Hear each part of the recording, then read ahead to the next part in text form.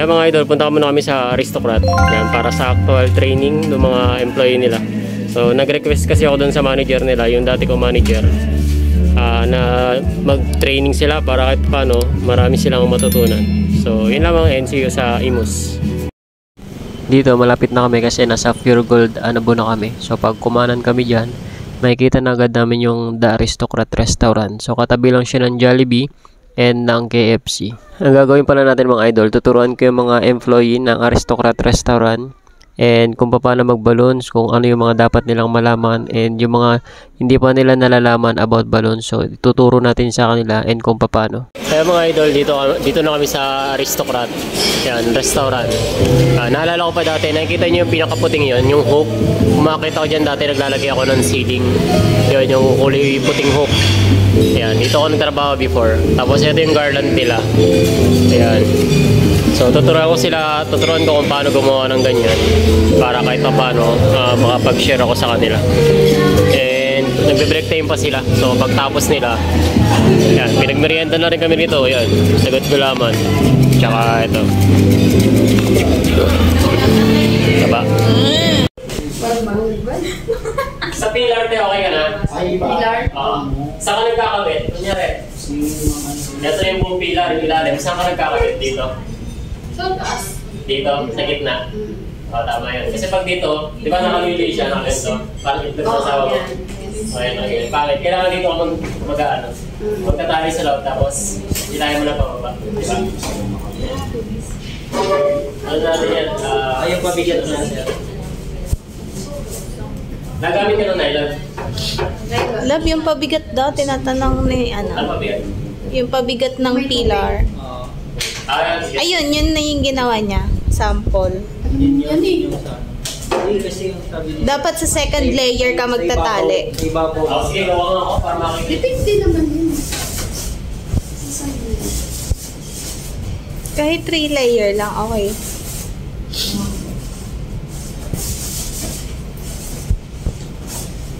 Yan, sa pagtali ng pillar, di ba naibuhol niya siya ng 4? Kukunin niya lang to. Tapos kunin lang ito. Kukunin kayo niya. Tapos buhol niya lang siya. Yan. Medyo matigas lang yung balloons niya natin. Size din. Nagduto na lang sa rin ng one. Yung para sa natin kayo mamaya. So gano'n lang, same procedure lang kung lang dito yung 4. Alam ko nagluluto na sila dun. Tapos tuwarin nyo lang ito. Baka magkaroon kayo ng store balang araw at isa alam nyo na paano gawa. Pag may 4 kayo tapos meron na kayo, kunin nyo lang ulit ito. Tapos buhol nyo lang ulit ito. Paano ginawa yung isang mahaba? Ano parang... Alin sir? Dugtong lang yan. Ito? Ito. Gawa ko actually. Para mas makita nyo. Palabo muna kayo ng dalawa. Yan. Depende kung paano nyo ibubuhol yung logo kasi kanya-kanya naman tayong style. Sa part na yan, binilisan ko na para makita nila kung paano ko magbuhol, paano ko magpatong, and paano ko ginagawa yung balloons. So, may mga tinuro din ako dito kung gano'n lang kalalaki yung balloons, kung gano'n lang kalaki kapag size 10 or size 5 or size 12. No? Dito, tuturuan ko sila kung paano gumawa ng vase. Yung vase na yun, yun yung magsisilbing pinaka-poste ng pinaka-garland na gagawin natin. Sa part na to, ako muna yung gumagawa, tapos mamaya susubukan natin kung kaya nilang gawin yung mga ginagawa ko. Sa part na to, wala kasi silang stand. So, ang ginawa ko, nagtamtax na lang ako doon sa pinaka-wall nila. So, dine-demonstrate ko, kunwari may pinaka-backdrop stand kayo or funnel. Ganito ang gagawin nyo. Medyo man naka-curve siya para mas maganda yung design. And sinasabi ko sa kanila, patabain muna nila yung pinaka-baba before sila mag-focus doon sa pinaka-taas. Mas maganda kasi yung nakabuka yung pinaka-baba niya and puro balloons talaga. Tapos saka nyo siya papatungan para mag-emboss.